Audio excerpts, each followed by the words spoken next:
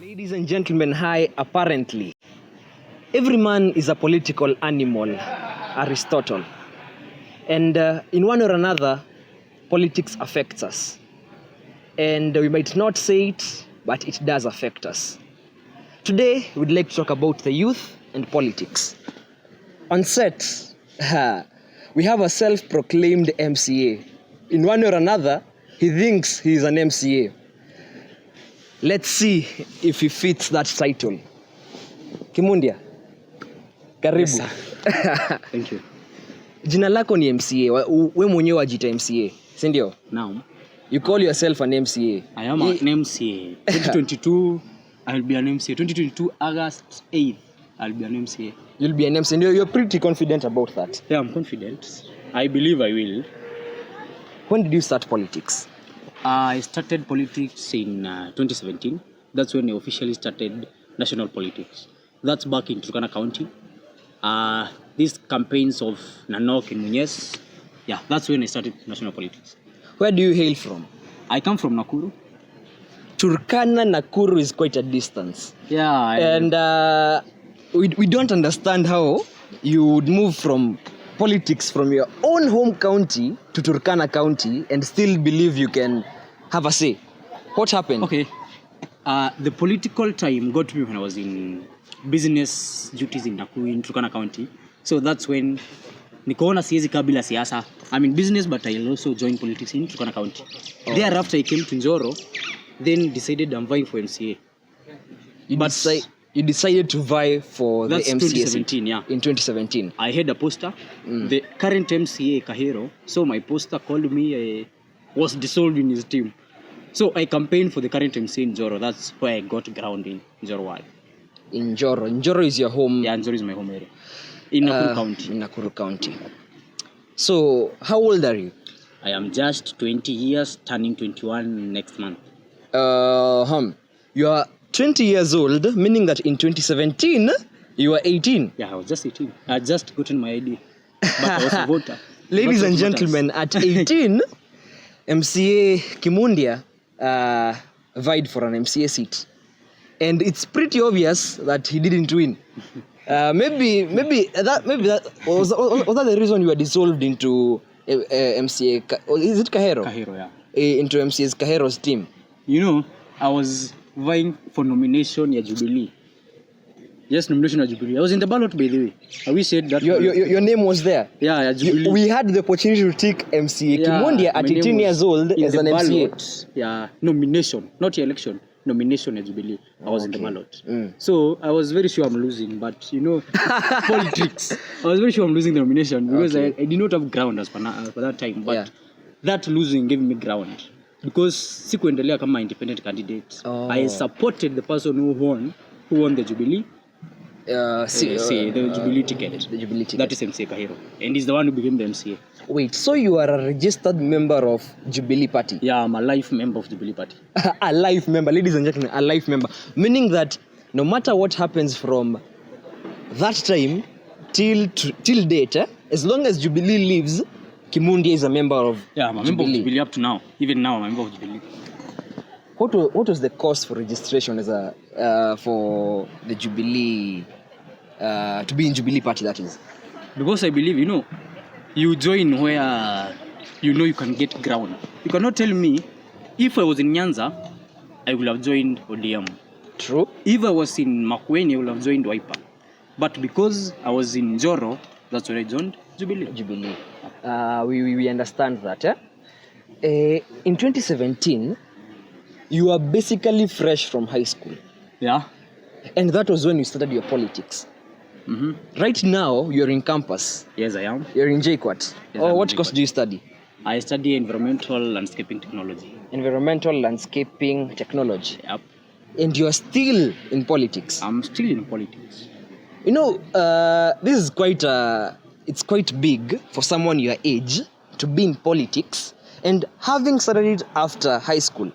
So what made you think that you can be an MCA? I believe I'm a leader by myself. From high school, I believe I'm a leader. Yeah. Since I was young, I'm a leader even in our home. So I believe I'm a leader. You're the man of the house. I believe I'm a leader, yes. So Wait. You believe you're a leader. That does not make you. Does not really That's make the you a first step leader. in becoming a leader. Believing you are a leader. That's the first step. You believe you are a leader. Then people tell you are a leader and have faith in you and trust in you. Yes. They tell you can make it. You can make it in this. Then I'm a talkative person, by the way. So in my talking with people. Yes. They told me you can be an MCA. Why not? You know everyone is pushed to these political seats. You cannot push yourself. You have to be pushed. You have to push yourself. At 18, you are in the prime. You are at the prime of your teenagehood. Yep. And at that point, somehow you decided that you can lead people who are actually over 70 years old, right? Yeah. Viongozi wa sasa ni sisi vijana. I believe that would have been your campaign strategy. Kama si sasa ni sasa hivi. Ni sasa hivi. Yeah? And you sold, typically you were bought. Nope, I was not bought. What happened? You know, you cannot compete for a race that you're sure you're not winning. Okay. Then I was vying for the Jubilee ticket candidates. Then I lost. So after losing, you support the one who won. Oh, okay. Wait, so you actually went to the Jubilee elections? Yeah, I went to the Jubilee elections. And I lost. You lost? Yes. What position were you? I terribly lost. I leave that for now. No. What position were you? No, I lost. Out of 5 candidates, I was number 5. Wow. But I was in the top 5. Ladies and gentlemen, that's quite interesting. And having the courage to vie for such a seat at such a time, at such an age, that's quite big. And I think if that is the same confidence you'll go with, you're going far. No, this time I'll be in the ballot. You'll be in the ballot. I have enough ground. Njoro people, MCA Kimundia needs your vote. That is if he passes the test. Now, you're vying for MCA 2022, God willing. Mm-hmm. What are the steps you're taking to achieve that? Number 1, I've involved myself in campus politics. In campus politics? Yeah. Everywhere I go, I involve myself in politics and leadership there. So I've been in campus politics to gain experience, plus gain the tricks to enable me vie for 2022 MCS. That's nice. Yep. And it leads me to one thing.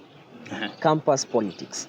You know, we cannot refute the fact that you are in campus politics, but you've never vied for any position. Yeah, I've never vied. You've been an underdog for the 2 years you've been in politics in campus. I have never vied for any position, but you cannot underrate my influence here.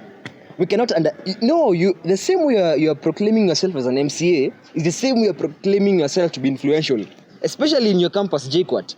And rumor has it, you are among those people who are typically referred to as political brokers. No, I'm not a political broker. Yeah. You know, in politics, you cannot all vie. That's true. You cannot all the 14,000 JQuat campus vie. There are those who vie. But the ones who vie have to be helped with the other people. Yeah. They have to have strategists. So you're the helper? Me, I'm a strategist. You cannot call me a kingmaker, I'm a strategist. Okay. Yes. Some people would also think that money is the issue. No, it's not the issue. Yeah. But it might be the issue. It might be the issue. But considering you vied back in 2017, I'm actually bemused, and I asked myself, what made you vie at such a young age with typically no resources? You come from a rich family. No, let's just be prudent. I don't come from a rich family. I did not have resources, but I had campaigned for Munyes for some time. Yeah. So I had the little resources. So wait. You had campaigned for Munyes. That was in Turkana, Yes. You've heard from Kimundia, and you've heard about his future plans, But now we are not really interested in what he has or what he wants to be. We are interested in what he has for his people. Because I think that's the basic form of leadership we want as a country. A leader who is selfless and can actually think about others other than himself. But truth be told, every politician has selfish interests. Kimundia. Yes, Mr. Mitambo. Why do you want to be the MCA Njoro constituency? Okay, number 1, I believe we need a youthful MCA. in Njoro ward. Yes. Number 2, I believe I have enough for my people. Development projects for my people. I'm from Njoro. I've gone to Njoro Township Primary School. Okay. A public school in Njoro. I know the problems Njoro people are facing. So I believe I'm the best person to. Where did you go to high school? High school I went to Moranga, but I was still. I know this because you've been there. But now here's my point. In terms of you getting into politics, in 2022 you'll be fresh from campus. Yes, I will. No, truth be told, you'll be fresh from campus. Yes. When are you graduating? I'm graduating in 2021. 2021. Yep. 2022 August, you're expected to vie. Yep. Where will you get your resources, my friend? Okay. Wait, do you even know what it takes to be an MCA in Njoro? I think Njoro is one constituency that is really known in Kenya. Njoro is a word that's big. Actually, it's a word. Sorry, guys. Sorry. It's big. I campaigned for MCA Kahiro. Yes. After the nominations at Jubilee. I was one of the youth campaigners for MCA. So I know what it takes to be a campaigner in Njoro. To run successful campaigns in Njoro. Plus, I already have a platform for the youth. I'm the governor of Njoro ward, Njoro constituency. Sorry, I'm the governor of Njoro constituency in Nakuru County Students Caucus. Okay. Forum for the youth. A forum for the youth. Yep. You've been mobilized according to where you guys come from. According to where you guys come from. Because most of you hail from Njoro, and actually from Nakuru County. From Nakuru County. This takes me to one thing that has really been in so many people's mind, so many Kenyans out there and people in campus. We really want to get from the point where we discuss politics in terms of agendas. We want to bring people together according to what is right and what many people believe in. What should be done is what we want to engage people in.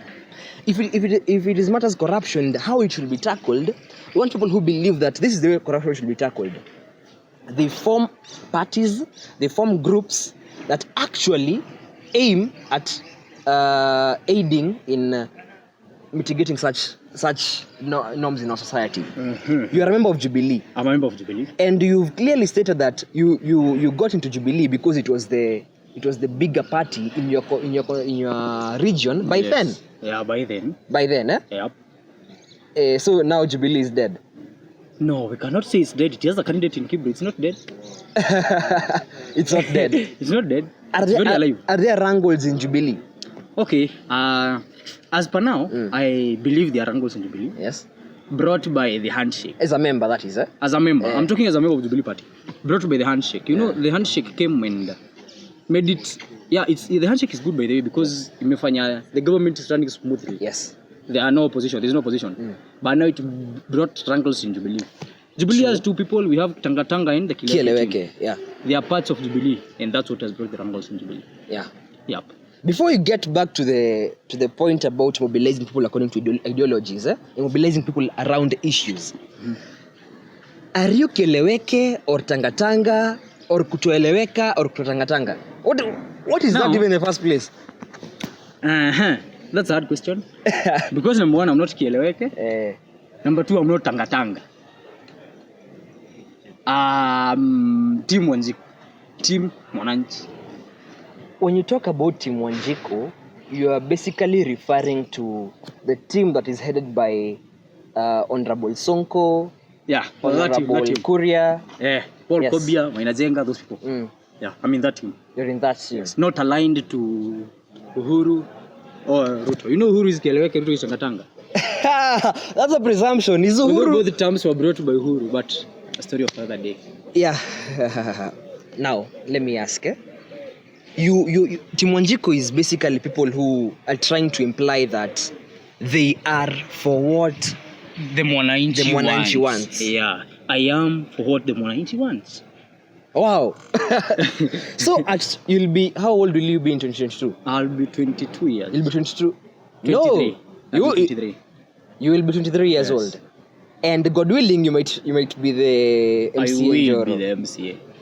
What do you think you'll bring to the table to those people? Because I tell you, people have vied in these seats with the same notion that they are youth and they are the youth and they can lead because they're the youth, they have energy and all that. But sometimes, truth be told, we need elder people in these positions because they tend to have wisdom, first of all. I also have wisdom. And they tend... Wisdom does not come with age. Leadership does not come with age. You Quite can be true. young, Yeah. but have the leadership skills, have wisdom, and sort of. But also engage people. You will not lead as a person. You will lead as people of zero word.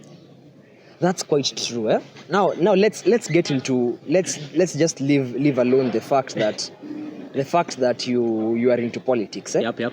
Let's focus on what you believe as a person. As a leader, I want to have your views on something. The entire Mau issue is something that has been with us for quite some time. And it's something that elicits a lot of emotion from every nook and cranny in this country, from every Kenyan. Everyone seems to have an opinion about this issue. Yep. Where do you stand? Okay, number one, you called it Mau eviction.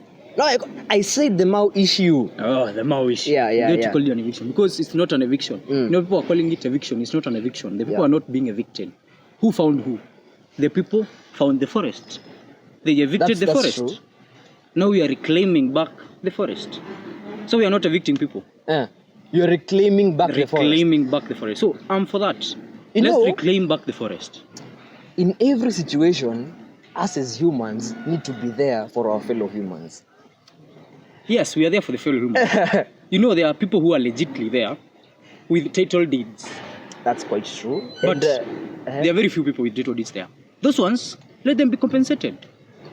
Because as you look at the screens, the people who are being evicted there, taken out of the Mau forest, they are not people who have 5 million in their account who will go and buy another land somewhere. Yes. They are people who do subsistence living. People who live from hand to mouth, sort of. So I believe they should be compensated. You check, a certain politician in Kenya has built a hotel on riparian land, but the court says that he should be compensated because he bought the land on value. But when a certain person on Mau has a land there, he bought the land, he has a valid title deed, they say that those are just papers. Kibicho said those are just papers. Now that's where my point comes in. Those people with title deeds, they should be compensated. But there are people who should not be compensated. We have people with tea factories there. We have big tea factories there. Yes. They should not be compensated. They have earned from those tea factories and they know they're in Mau area. They are reclaiming 24,500 acres. That's what they are saying they should reclaim.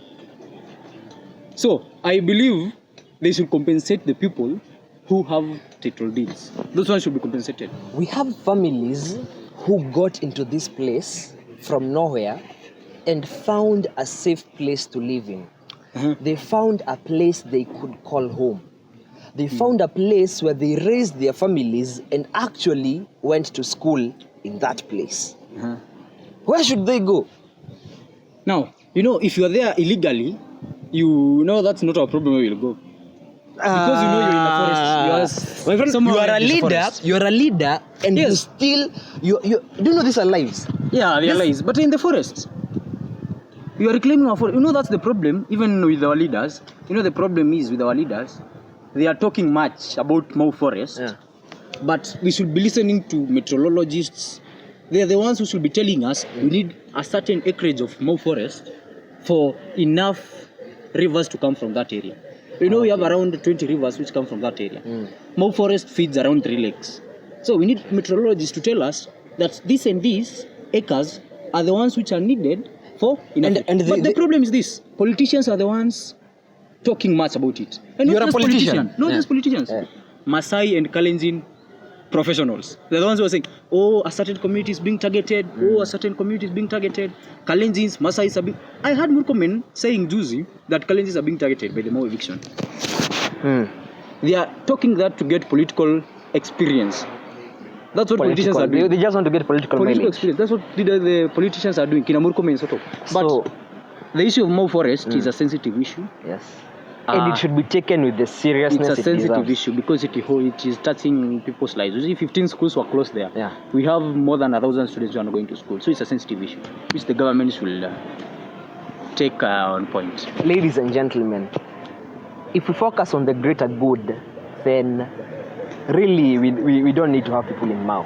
Yeah, we do not. You know, someone like, let me give you a situation here. Yeah. We have someone like Ramaphosa in South Africa. Yes. You know, during the campaign period, he saw that the other party is going to beat him in the campaigns. Yes. What did he say? When I become a president in South Africa, these foreigners will go. What's happening in South Africa right now? We have xenophobia. Foreigners are being chased away from South Africa. And it is staring us an ugly sight. Yeah. So, if we want a future for our people, Mau should be reclaimed for the future of our people. You know the climate will change if we continue. And you know if it's not reclaimed, people will 1 acre every year, 1 acre every year, Mau will be over and there will be poor climate in Kenya. Ladies and gentlemen, as we come to an end, I'd like to have your views on one more thing. Tribalism is an issue. And we cannot negate the fact that tribe is very important because it really forms part of our culture, our identity as a people. We were born in Kenya, but we were born of a certain community. Other than the children who are born nowadays who don't really have a name that pertains to a certain community, we ourselves as the youth also have a certain connection to our tribes, our culture. Where do we form the mark between culture and being tribal? Now let me tell you one thing, Mr. Vitam. You cannot avoid being from where you come from. You cannot avoid that you are born as a Luo. I cannot avoid that I was born as a Kikuyu. But tribalism is something you cannot avoid, yeah? True. And to be a leader in Kenya, you have first to become a tribe leader. Musalia Mudavadi was a leader in the Luhya kingdom before he became a leader of the nation. Now my point is this. You first become a leader of your people before you become a leader of the people. Unakubaliwa nyumbani before you become a leader of the rest. Understood. Kenya is a third world country where we cannot avoid tribalism. But we can use tribalism for our advantage. How? Becoming tribal, yani it must not come with rivalry. But you cannot avoid being a Kikuyu. I cannot avoid being a Luo. But we can use that tribalism to our advantage. That's quite some interesting insights from a self-proclaimed MCA who really wants to get this seat. So, Kimundia, MCA. Yes. Will Ruto become president in 2022? Good question. Now, there's no doubt that the man from Kureso, William Ruto, was to become president in 2022. And he has done much possible, humanly possible for him to be the president. But I don't think the man will become president. Why? That's my opinion. Yes. Why? Now, if you do a research and read the book written by a US journalist, Alvin Chang, about the fate of America's 47 vice presidents. There's no American vice president who became president. In Kenya, history, if you check about history, there are very few vice presidents who became presidents. Now, Ruto is the deputy president, right? Ruto has been going round tangatangering for him to become the president, trying to sell his idea. Also, if you check, the scenes of William Samoei Ruto are not seen the same way in Central Region as the way the scenes of Uhuru Kenyatta are seen in the region. My point is, scenes of William Ruto in Central Region are seen wider and bigger than scenes of Uhuru Kenyatta in the region. So, the other point, Raila Odinga and Uhuru Kenyatta have joined hands. We don't know what's in stock. We have the BBI, we have the Punguza Mzigo. If you put all those factors together, it will be very hard for William Ruto to become the president of Kenya. Ladies and gentlemen, you've heard it from your future leader. But all we have to say is, let's elect good leaders. Come to the end of this show. We'd like to have one parting shot from Kimundia. Just say one last thing to the people. And I believe you must use this chance well. Say something. Now my last words are these ones. In Kenya right now, you must give the people what they want to have. You must give the people what they want to hear. And that's what I'm doing. I'm giving Zoro people what they have been yearning for. An MCA who who knows their problems, who knows what they want, and what they really want. As I finish, 2022 is near. I'll not say whether I'm tangatanga or kieleweke, but it's gonna be hot. Thank you. Ladies and gentlemen, it's been quite an interactive show, and we are really glad to have our guest today.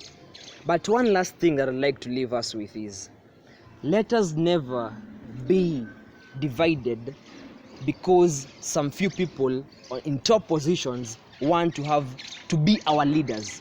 They want to divide us so that for their own benefit. Let's stop sycophancy, ladies and gentlemen, and wherever and whenever you are, as a youth, always remember the future is at stake, and the future is the youth. Till next time, at I am Mitambo on Twitter, Tash. Ladies and gentlemen, apparently, have a wonderful time.